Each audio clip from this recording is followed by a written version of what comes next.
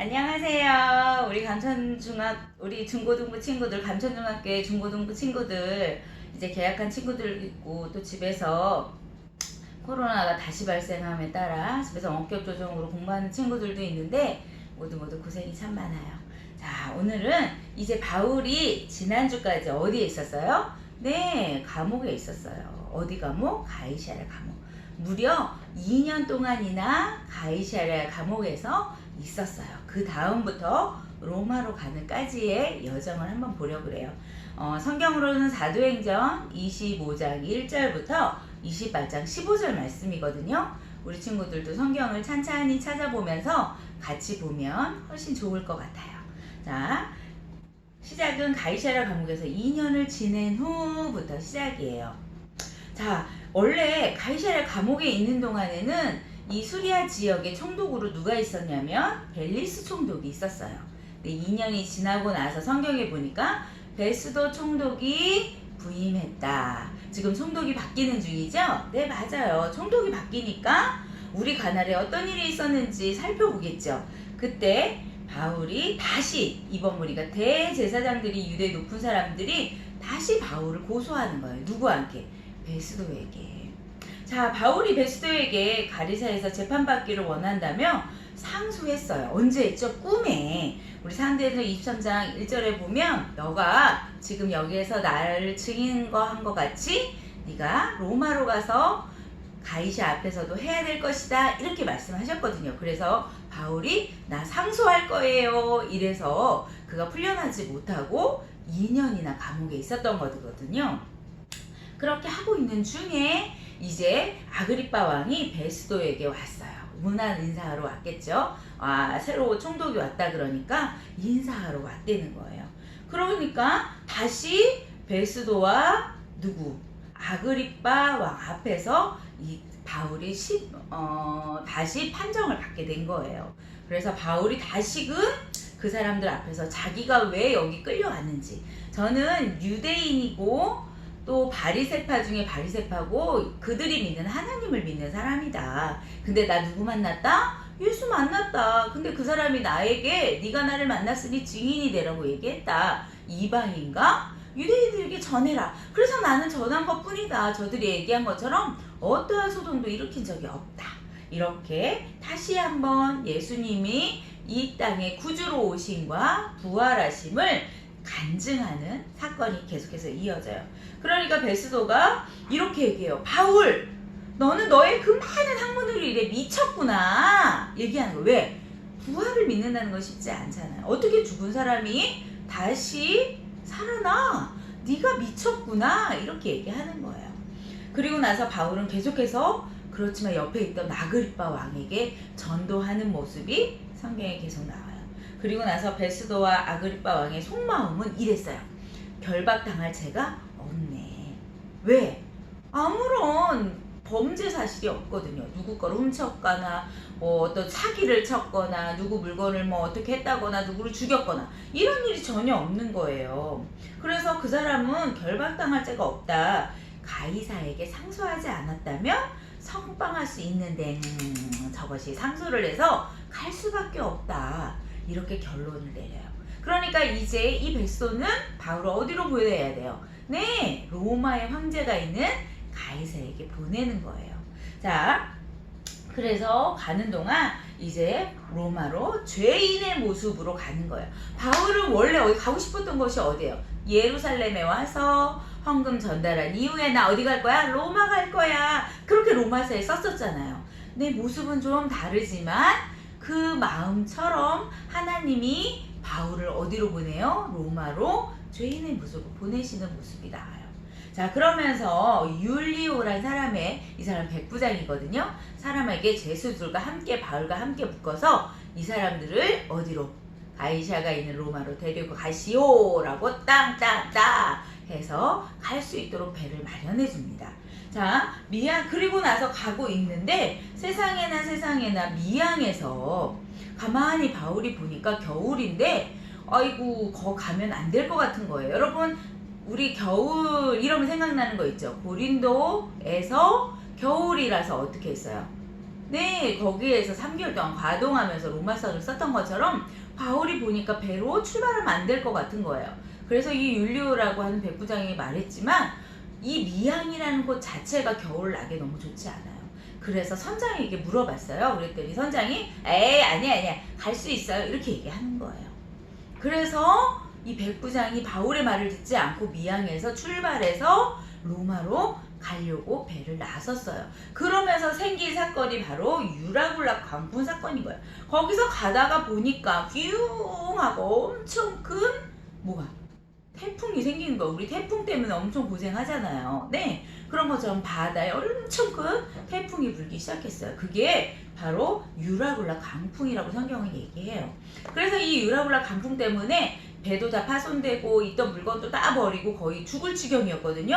그때 하나님 예수님께서 다시 바울에게 나타나요. 그러면서 얘기해요. 걱정하지 마. 너는 가이사에게 반드시 갈 거야. 그리고 너와 함께 있던 사람들도 반드시 같이 가게 내가 인도할 거야. 염려하지 마! 라고 예수님이 한 번 더 나타나세요. 그리고 나서 거기에 소망을 잃었던 배에 있던 모든 사람들한테 내가 어젯밤 꿈을 꿨는데 하나님의 사자가 이렇게 얘기해요. 예수님이 이러면 이럴 거 아니에요. 그래서 하나님의 사자가 내게 말하기를 우리가 전부 무사히 로마까지 갈 수 있도록 해주신대요. 걱정하지 마세요. 사람들이 그 얘기를 듣고 밥 먹는 얘기 뭐 이런 얘기도 나오거든요. 가다 보니까 정말로 어디 멜리데라고 하는 섬에 배가 가까이 가게 됐어요. 그래서 그곳에 정착을 해요. 도착을 해요. 그래서 그곳에 들어가서 일단은 목숨을 건지거든요. 근데 이 섬에서 가갖고 불을 떼고 있는 중인 거예요. 왜? 사람들이 다 물에 젖었잖아요. 그래서 막 불을 떼는데 바울도 나무를 이렇게 옮기다가 세상에 그 안에 있던 독사가 이렇게 바울의 손을 누른 거예요. 근데 그 멜리데에 있던 사람들이 그걸 보고 깜짝 놀래. 어머, 바울 저 사람은 정말 나쁜 사람인가 보다. 여기 배에서는 건짐을 받아서 광풍에서는 건짐을 받아서 여기까지 살아서 왔지만 에고 여기서 죽겠네. 저게 심판이야. 막 이렇게 얘기하거든요. 근데 놀라운 사실은 하나님이 바울에게 아무런 그 독이 퍼지지도 않고 아무 일도 일어나지 않게 하는 거예요. 그래서 사람들이 또 한 번 놀래. 저 사람은 신이지. 신이야 신. 막 이렇게 되는 거예요. 그러고 있는 중에 사람들이 바울이 신처럼 되니까 더 잘 섬겼겠죠. 네, 그래서 멜리데 섬에 있던 보브리오라고 하는 추장이 있어요. 대빵이거든요. 근데 이 백빵의 아버지가 아픈 거예요. 열도 많이 나고 이슬도 걸렸어요. 그런데 바울이 어떻게 해요? 가서 기도했더니 낫는 거예요. 그래서 이 보브리오라고 하는 사람이 얼마나 기뻤겠어요. 그래서 이들을 잘 접대하고 그 섬에 있던 많은 병자들이 바울에게 나와서 고침을 받는 사건이 성경에 기록되어 있어요. 그리고 나서 그 섬에서 무려 석 달을 머물다가 드디어 로마에 도착하게 되는 거예요. 자, 우리 지도를 통해서 어떻게 갔는지 한번 경로 한번 볼게요. 자, 이렇게 시돈에서 무라를 거쳐 미양에 도착한 거야. 좀 아까 우리 미양 생각나죠? 바울이 가지 말자 그랬는데 어떻게 해요? 아니야 가도 돼 이렇게 해서 출발했던 거예요. 자, 출발해서 가는데 멜리데까지 가는 중에 생긴 사건이 뭐였어요? 네, 유라굴라 사건. 엄청난 태풍이. 그래서 모두 다 죽게 되는, 소망을 잃어버리는 사건이 일어나요. 그렇지만 하나님이, 예수님이 여기서도 한 번 더 나타나셔서 걱정 마, 갈 수 있게 할 거야 라고 했는데 정말 갔다고 했죠? 그래서 도착한 것이 어디였어요? 여기 끝에 보면 멜리데라고 하는 섬, 여기서도 많은 사건이 있었어요. 아버지도 고쳐주고 뱀에 물렸는데도 안 아프고. 그래서 3달 동안 여기서 머물면서 바울로 인해서 그들이 풍족한 생활을 할 수 있었다고 성경은 기록해요. 그리고 나서 이제 알렉산더 배가 오는 것을 타고 가요. 자, 수라구사를 통해서 그 다음 레기온을 지나서 보디올, 그 다음에 아포비오 강자, 그리고 나서 트레스, 그 다음에 로마 감옥까지 가는 여정이 성경에 기록되어 있다는 거예요. 자, 우리 친구들 이 사도행전은 기행문이라고 했어요. 그쵸? 네, 사실에 자기의 여행한 얘기를 쓴 책이에요. 그래서 사도 바울이 어떻게 하나님의 복음을 전했는지에 대해서 굉장히 상세하게 기록되어 있어요. 누가 기록했다고요? 누가가 기록했어요. 바울의 제자였어요. 의사였고. 그래서 굉장히 상세하게 기록되어 있거든요. 자, 그럼 우리 친구들 한번 우리 오랜만에 생각해보는 생각해보기 한번 있는데 한번 생각해보세요. 성경의 얘기들이 정말 사실일까? 소설책도 있잖아요. 그죠? 픽션이 있고 논픽션이 있어요. 그럼 성경은 과연 픽션일까? 아니면 논픽션일까? 우리 친구들 고민하지 않나요? 이 성경은요 어떻게 만들어졌냐면 무려 1600년이라고 하는 역사를 가지고 있어요. 전사님이 이걸 보면서 최고로 긴 장편 소설은 도대체 몇 권인데 있을까? 그래서 인터넷에 찾아봤어요. 그랬더니 일본 작가가 쓴 40권짜리 책이 있더라고요. 근데 이것도 한 사람이 쓴 거예요. 그 사람의 얘기를 가지고 계속해서 연결해 쓴 사람이 없더라고요. 그런데 성경은 무려 1600년이라고 하는 긴 시간. 그러니까 모세가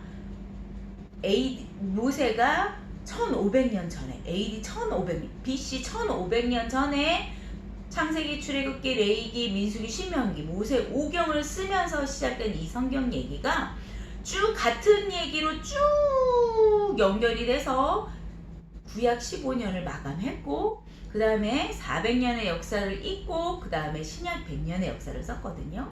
근데 이 신약 100년의 역사가 무려 1600년 다 같이 합쳐서 그래서 이 기간 동안 한 가지 얘기를 하고 있다는 거예요.